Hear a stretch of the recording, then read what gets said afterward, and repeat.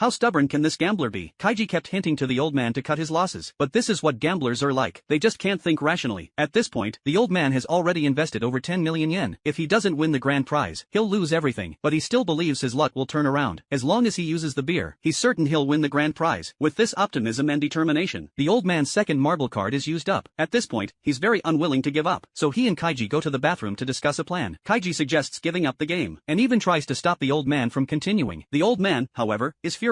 How could he give up now? He's already lost 20 million, and now he has no choice but to bet everything he's got. If he loses to the machine, he'll regret it for the rest of his life. So, he pulls out the 30 million yen he borrowed, and with that, the old man starts his challenge again. Now, he's betting on high-interest loans to continue the fight. In the eyes of the casino manager, the old man is like a truck with malfunctioning brakes. Even though he knows he shouldn't continue, he refuses to stop, even if it costs him his life. The manager is a little wary, so he orders his subordinates to activate the machine's defense system. The casino staff presses a remote control, and Kaiji suddenly realizes with horror that the second round, which they might have passed before, now has a 100% block on the marbles. The marbles are ruthlessly deflected. Kaiji figures out that this is actually the casino's defense mechanism. If you look closely, the marbles pass through a row of nails, and then a red sensor. This sensor controls the second round of the game, and it's responsible for deflecting all the marbles. At this point, Kaiji just wants the old man to stop. But then, a miracle happens. The old man suddenly notices something. The marble actually reaches the third round's 3-layer disc. It turns out the old man has figured out what was going on. He changes the direction of the marble's shot, which allows him to bypass the sensor and enter the third round. The casino staff is shocked. Could the old man really be having a lucky streak? They only hope he doesn't lose all his money and his remaining freedom. The old man buys another 10 million yen worth of marbles and relentlessly attacks the devilish machine. After praying, the marble successfully enters the second layer disc and then reaches the final layer. This might be his last chance, but the beer bottle in his hand still doesn't change the marble's trajectory. Not even the last marble achieves a miracle, but it was so close. It's this tiny bit of luck that makes the old man lose everything. The manager walks over, picks up the marble on the floor, and mocks the old man. He then reaches for the beer bottle. The old man thinks that cheating has been discovered, but to his surprise, the beer didn't even touch the marbles. Everything was actually planned in advance by the casino. They had specifically swapped the marbles for brass ones, and the beer's trajectory-changing effect was just their stubbornness. The old man's 50 million yen was tricked away by the casino. Now, all he has left is 6 million yen. At this moment, one marble gets stuck in the iron claw. The manager is shocked. Oh my god, Kaiji spent 20 million and used the marbles to break the iron claw. The iron claw, which had been so fierce, now can't even close. The marble successfully enters the disc. The gamblers in the casino are excited, and they all gather to watch the broken machine. The manager is at a loss for what to do, but the man in sunglasses next to him is very pleased. It turns out this was their plan all along. Kaiji had actually been planning this 3 days before. Although the iron claw looked tough, it actually had a plastic control arm inside. Now, as long as they can cause a dent in the control arm, the claw will deform. Kaiji made full use of this. He took out a heating pack. If the bag ruptured, it would heat up due to oxidation. So, by shrinking the heating pack in advance and stuffing